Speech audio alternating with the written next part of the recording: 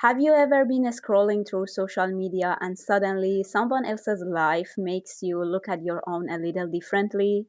You see someone traveling, someone got a job they wanted, someone moved into a beautiful home, someone is doing something you've always dreamed of doing, and you're happy for them. You really are. But at the same time, something inside you feels a little heavy, and you start looking at your own life and thinking, I wish I could experience something like that too. I think that's a feeling a lot of us know. We're human.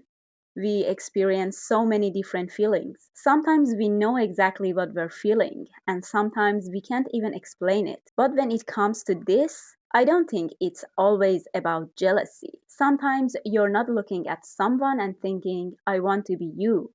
No, you're looking at their life and thinking, I wish my life had given me the chance to experience something like that. And those are two very different things because we all live in different circumstances. Some people had opportunities we didn't have. Some people had more support, more freedom, more money, or simply a different starting point. And sometimes seeing where someone is in life reminds us of where we wanted to be. That's when the comparison starts. Not because we want their exact life, but because seeing them can bring up questions we've already been carrying inside us. Why isn't my life like that? Why haven't I done that yet?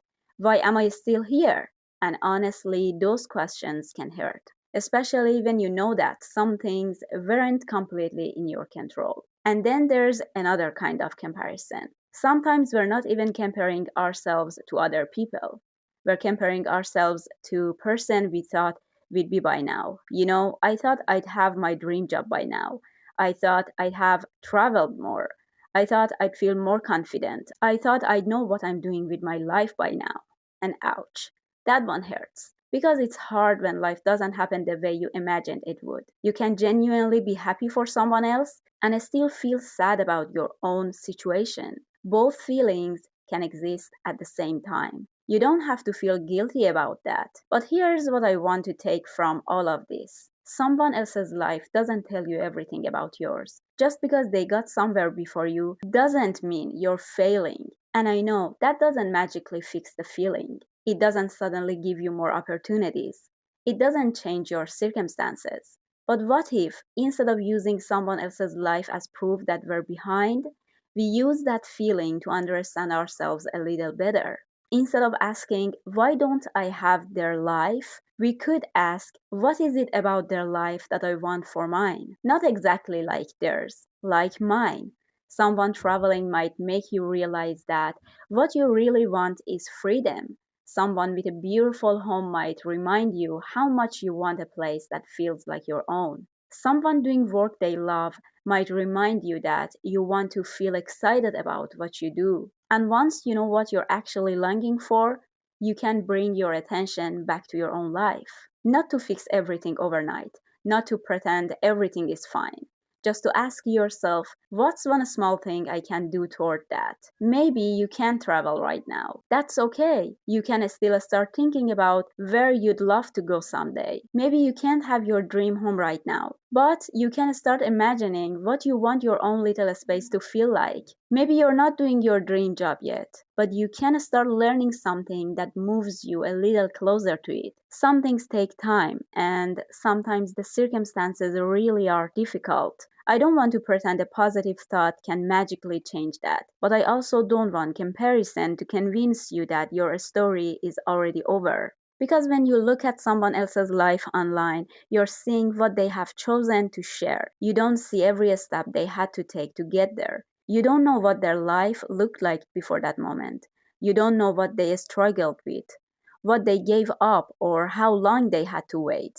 You're seeing a part of their story, not the whole thing. And you're comparing that little part to your entire life. Of course, yours looks messier. You know every unfinished part, every mistake, every doubt, every plan that didn't work out. But that doesn't mean there's nothing beautiful there. It just means you're close enough to see every little detail. So the next time you're scrolling and someone's beautiful life makes your heart feel a little heavy, you don't have to tell yourself, stop feeling that.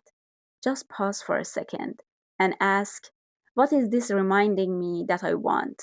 Maybe the answer will surprise you. And then come back to your own life, your own hopes, your own dreams, your own story. Because their life can be beautiful. Yours can be too. It just doesn't have to look the same. And please don't forget about yourself while you're looking at everyone else. Don't let your mind convince you that you can't have beautiful things in your own life too. I know it's not easy. I know some dreams take longer than we want them to. And sometimes life put things in our way that we never asked for.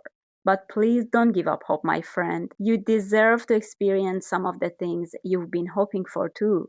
So keep your dreams close, and when you can, take one tiny step toward them. That's still something. And I hope you remember that you're not just someone watching other people's lives.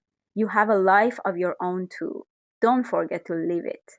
And who knows, maybe one day you will look back and realize that little step was where things started to change.